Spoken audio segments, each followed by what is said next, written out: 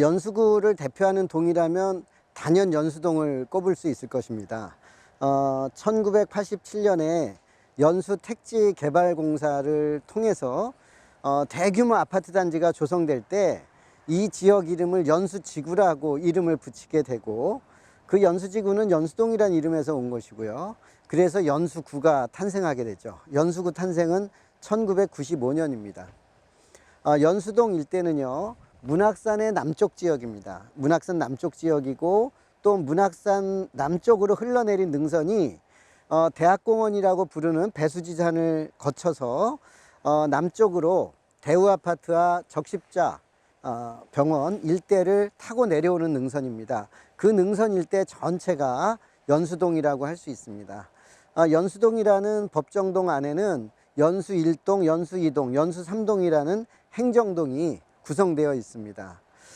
옛날에는 조선시대만 하더라도 문학산 바로 밑에 동네는 말이라는 이름을 가지고 있었습니다. 말이라는 말은요, 머리라는 뜻입니다.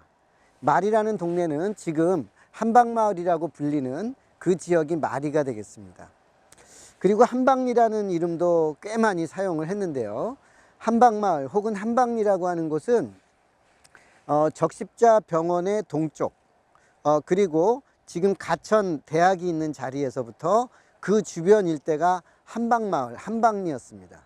한방마을과 한방리는 연수구 전체 내에서 가장 농경지가 넓고 그리고 비옥한 땅을 가지고 있었던 곳입니다. 큰 밭이다 그래서 한밭 하던 것이 한박이 되어서 한방리라고 부르게 되었던 것이죠. 그리고 저쪽에 지금 대우아파트라든지 또 우성 1차 아파트, 우성 2차 아파트 지역은 대학공원 내에서부터 쭉 내려오는 능선, 이걸 한방매 능선이라고 합니다. 한방매 능선이 내려가 가지고 부수지라고 하는 땅끝, 즉 바다로 떨어지는 능선입니다. 그 지역에 지금의 연수 2동이 자리 잡고 있는데요. 연수 2동 지역은 택지 개발을 하는 과정에서 상당히 많이 능선을 깎아냈기 때문에 평지 비슷하게 되어 있습니다. 그리고 연수 3동 지역은 풍림이라든지 혹은 경남아파트 이 일대가 되겠는데요. 주로 한방마을 지역이 되겠고요. 옛날에 세터라고 하는, 신기라고 하는 그런 마을, 즉 길마산 서쪽 지역이 되겠습니다. 그 지역을 포함하고 있습니다. 이 연수동 일대를 가장 대표하는 그러한 포인트가 될 만한 곳은 적십자 병원 일대일 것입니다. 왜냐하면 적십자 병원 일대에는 우리나라 대표적인 결핵요양원이었던 인천 적십자 결핵요양원이 자리했던 곳입니다. 그리고 여기서부터 남쪽으로, 조금 더 남쪽으로 내려가면 이제 갯벌이 나오고 바다가 나오는데, 거기에 조그마한 섬, 연화부수지라고 하는 섬, 바로 이허겸의 묘역이 있었던 곳이고, 지금의 연화초등학교라든지 연화중학교라든지 또 연화마을이라든지 이런 이름들은 바로 연화부수지에서 온 것입니다. 이처럼 이 적십자 요양원 근처는 아주 따뜻하고 굉장히 풍수적으로 좋은 곳으로 알려져 있습니다. 또 연수동을 대표하는 그런 또 문화유산으로는 이허겸의 묘역과 원인제가 있겠고요. 또 고려시대 명문장가인 이인노의 시비도 연수동에 있습니다. 그리고 지금 상당히 많은 고려인들이 우리 연수동에 와 있는데요. 약 6,500명에서 7,000명에 이르는 고려인들이 와서 함께 우리 연수 구민이 되어서 살고 있는 한방마을 일대, 그 일대도 새로운 단장을 하는 과정을 통해서 연수구의 새로운 명소가 되고 있는 것 같습니다. 이러한 연수구 일대 전체 중에서 눈에 꼽을 만한 곳 몇 군데를 함께 돌아보시겠습니다. 이곳은 우리나라를 대표하는 결핵요양원이 있던 자리입니다. 정식 이름은 인천 적십자 결핵요양원이었습니다. 이 일대는 지금 적십자 병원과 적십자 혈액원, 또 인천 적십자사, 곧 대한적십자사 인천 본부가 있는 자리이기도 합니다. 이곳에 적십자 결핵요양원이 설립된 것은 해방 전입니다. 일제강점기인 1939년 그리고 40년 그 과정에서 설립이 되었습니다. 연수장이라는 이름으로 설립이 되어서 마치 연수여관 같은, 연수호텔 같은 그런 이름을 가지고 출발을 했죠. 당시의 결핵은 치명적인 그러한 전염병이었습니다. 그래서 결핵을 이제 치료를 하려면 일단 전염을 시키지 않도록 분리가 이제 필수였고요. 그래서 격리된 상태에서 잘 먹고 집중적인 치료를 받아야 했기 때문에 이렇게 별도의 치료 공간이 필요했던 것입니다. 일제가 설립한 적십자 결핵요양원, 즉 연수장은 해방이 되어서는 한국의 대한적십자사로 인수되게 됩니다. 그리고 한국전쟁 동안에는 영국군이 인천 송도 유원지에 와 있었는데 영국군의 휴양지 역할도 잠깐 하기도 했었습니다.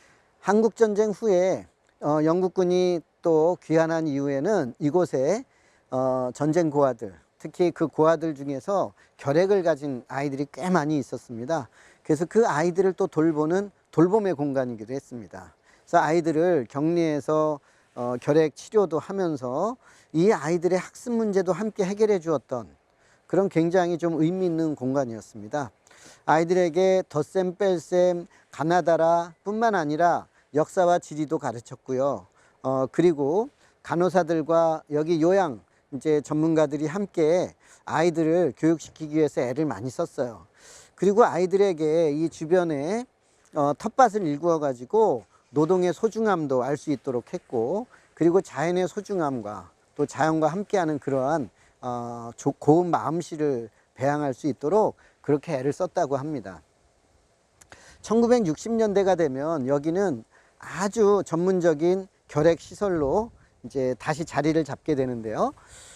그 계기가 된 것은 송호성 원장이라는 분입니다. 서울대 교수로 있던 송호성 원장은 이곳에 병원장으로 부임하시면서 우선 병원의 인프라를 대대적으로 변화를 주시게 됩니다. 우선 병실을 크게 늘려서 200병실을 확보했고요. 그리고 이 병원까지 들어오는 진입로를 또 확보를 했습니다. 뿐만 아니라 좋은 기자재와 시설, 의료 장비를 구축을 했고요. 수준 있는 의료진들을 모셔와서 의료진을 구축했습니다. 이렇게 되니까 당시에 결핵을 치료받고자 하는 사람들이 갈 수 있는 곳 중에서 가장 많은 사람들이 찾게 되는 그러한 적십자 요양원이 되었던 것입니다. 이곳에 있었던 적십자 요양원 건물은요, 작년에 헐렸는데요. 이 적십자 요양원 건물이 색깔이 하얀색이었습니다. 그래서 이 동네 사람들은 언덕 위의 하얀 호텔이라고 불렀습니다. 이곳은 지금 병원이 있기 때문에 눈에 잘 안 보이지만 이 적십자 요양원 앞은 남동 염전 3호 염전과 2호 염전이 바라다 보이는 곳입니다. 그래서 바다를 내려다 보면서 저 멀리 호구포 지역을 바라보고 오이도와 옥구도 그리고 안산지방까지 바라다 보이고, 또 관악산이라든지 수리산, 소래산이 한눈에 들어오는 아주 좋은 곳이었죠. 자, 뒤에 보시는 아름다운 소나무 두 그루가 보이십니까? 이 소나무들은 수령이 330년 정도 된 연수구의 보호수입니다. 이 적십자 요양원 앞에 이렇게 아름다운 소나무들은 이곳에서 병을 고치시고 치유를 받으시면서 자신의 예술혼을 불태웠던 사람들과 관련이 있습니다. 가장 먼저 일제강점기에 이곳에서 결핵을 고치셨던 권태웅 선생님 말씀을 한번 드리겠습니다. 권태웅 선생님은 고등학교 시절부터, 경기고등학교를 다닐 때부터 일본 사람들과 혹은 일본의 앞잡이를 했던 그런 가족들에 대한 응징이나 이런 것들을 했던 것으로 유명한 분입니다. 그리고 일본으로 건너가서 유학을 할 때 독서 사건 때문에 감옥에 갇히시게 되는데 일본에서 갇혀있던 그 감옥에서 결핵을 얻게 됩니다. 그래서 결핵 3기가 넘어가게 되니까 일본 경찰은 보석으로 풀어줍니다. 왜냐하면 그 감옥 내에 전염병이 도는 것을 방지하기 위해서였죠. 권태웅 선생은 한국으로 들어와 가지고 결핵을 치료받기 위해서 이곳에 오게 됩니다. 지친 몸, 그리고 완전히 죽기 일보 직전에 그런 어려운 몸을 이끌고 이곳에 온 권태웅 선생은 이곳에서 시를 쓰시고 특히 동시를 쓰셨습니다. 이 아름다운 그 바다를 바라보면서, 그리고 이 소나무들 밑에서 시를 읊고 쓰고 또 독립운동의 마음을 불태웠는데요. 이곳에서 앞으로 아내가 될 간호사를 만나서 간호사와 결혼을 하게 됩니다. 그리고 많이 치유된 몸으로 고향인 충주로 내려가서 탕금대 앞에 있는 마을인데요. 충주에 내려가서 야학을 하고 어린이들과 또 청년들, 청소년들을 교육시키고 계몽하는 데 앞장섰습니다. 권태웅 선생님은 이곳에서 삶의 대전환을 이룬 것입니다. 죽기 직전의 몸을 살렸고, 그리고 독립운동의 양상을 이제 글과 문학정신으로 표현하는 그러한 인생으로 탈바꿈하게 되고, 또 교육으로 계몽을 하면서 새로운 시대를 이끌어갈 다음 세대를 키워가고자 하셨습니다. 아쉽게도 우리 권태웅 선생님은 한국전쟁 때 약을 구하지 못해서, 결핵약을 구하지 못해서 쓸쓸하게 눈을 감으시게 됩니다. 권태웅 선생님 외에도 이곳에는 너무나 익숙한 대중가수 김정호가 또 치료를 받았던 곳입니다. 하얀 나비라든지 또 작은 새, 이런 노래로 유명했던 사람. 이분은 이곳에 80년대 초에 와가지고 치료가 완전히 끝나지 않은 상태에서 다시 튀어나가서 활동을 하다가 그 결핵이 도져가지고 이른 나이에 죽게 되시죠. 김정호가 이곳에서 작곡한 노래가 있죠. 슬픈 여자의 미소는 슬퍼 라는 노래가 있는데, 그 노래는 이곳 요양원에서 김정호의 눈에 띄었던 한 여인을 보고 지었던 그런 노래입니다. 사실 그 여인이 쓸쓸한 것이 아니라 김정호의 마음이 쓸쓸했던 것이죠. 이곳은 연수구 적십자 결핵요양원 자리에 다시 보금자리를 튼 사할린 동포들의 복지관입니다. 이곳에는 결핵요양원의 사택이 자리를 잡고 있었거든요. 지금 사할린 복지관이 있는 이 자리가 적십자 요양원의 간호사라든지 의사 선생님들, 혹은 여러 가지 관리 일을 담당했던 분들이 숙소로 사용했던 곳입니다. 1999년에 이곳에 사할린 복지관이 자리를 잡게 됩니다. 사할린 동포들은 1940년대에 사할린으로 징용으로 가셨던 분들이 2차 세계대전이 끝난 이후에 돌아오지 못하고 그곳에 억류되어 있던 분들을 말합니다. 사할린 지역을 점령하고 있던 일제는 2차 세계대전에서 패망한 후에 그 자리를 빠져나오게 되죠. 소련이 점령을 하게 됩니다. 소련이 점령하는 과정에서 한국 사람들은 빠져나오지 못하게 된 것입니다. 그분들이 그대로 억류돼서 소련인으로 살고 있다가 우리 남한이나 북한 어느 양국도 이들의 문제를 해결하지를 못했습니다. 그러다가 1990년대가 되어서 우리 적십자사와 또 일본 적십자사, 그리고 양국의 그런 공동의 노력을 통해서 사할린 동포들이 원하는 분들에 한해서 모국으로 귀환할 수 있도록 그렇게 해주게 되었습니다. 그래서 일본 적십자사의 일정한 기금과 우리의 노력이 이렇게 합쳐져 가지고 이곳에 복지관이 세워지고, 그리고 논현동에는 LH 아파트에 이분들의 숙소가 생깁니다.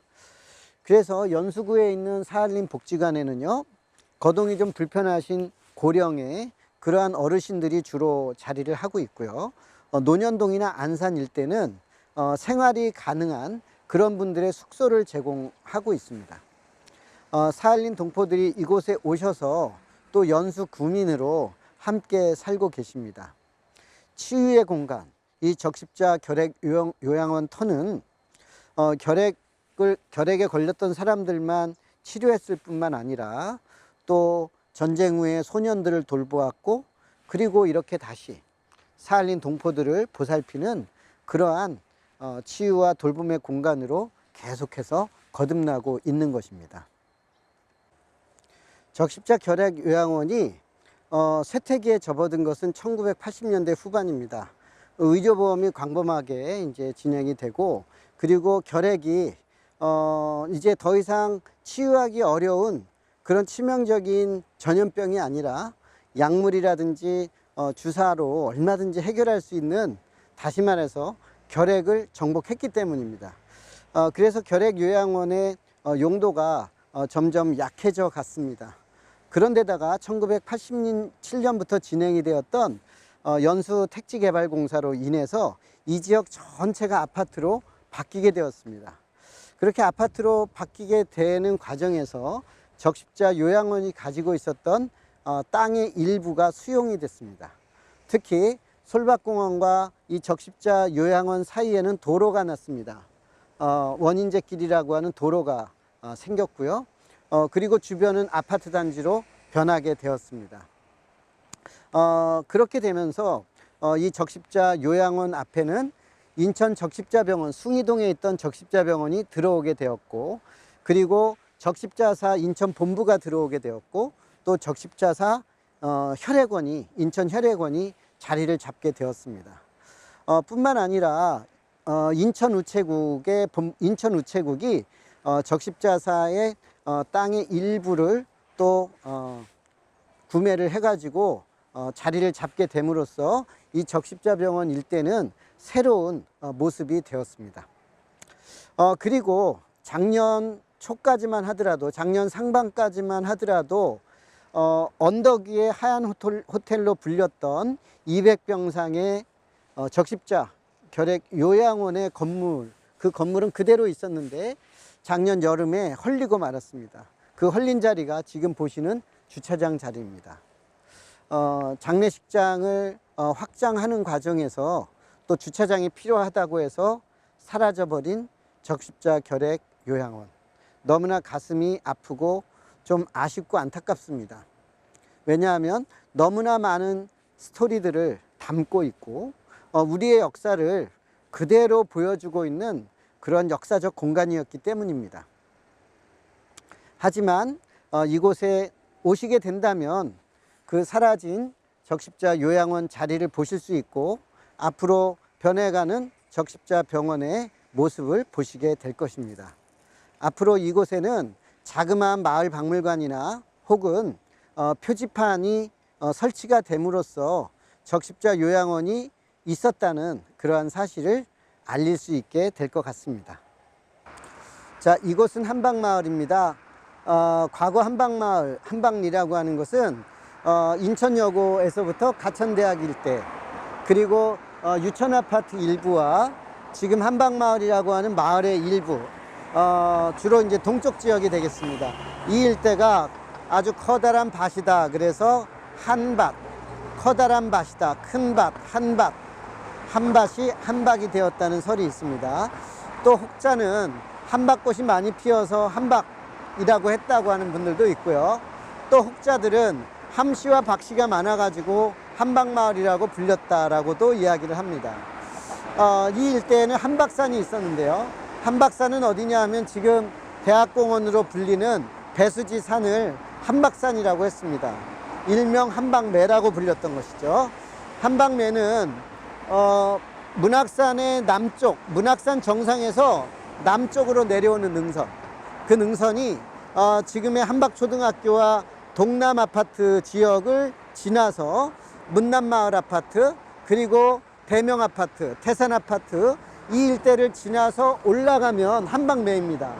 그 한박매 능선이 동쪽으로, 동남쪽으로 흘러내리면 적십자 요양원이 되고, 또 부수지 마을이 되고, 지금의 우성 1차 아파트에서 건너편에 있는 남동 근린 1호 공원까지 내려가는 능선입니다. 그래서 그 한박매 능선의 북쪽 일대가 한박마을입니다. 그런데 지금은 한박마을이라는 이름이 지금 옛 말이라는 지역과 한박마을의 일부가 합쳐져서 지금 한박마을이라는 이름으로 사용되고 있습니다. 1987년에 택지 개발을 할 때 이 지역은 연수 4단지로 구분되어 있었습니다. 그래서 이 지역에 대한 도시 개발의 컨셉은 어떤 거였냐면, 문학산 남쪽에 양지 바른 그런 이 지역에 별장식 그런 이제 주거단지로 계획됐던 것입니다.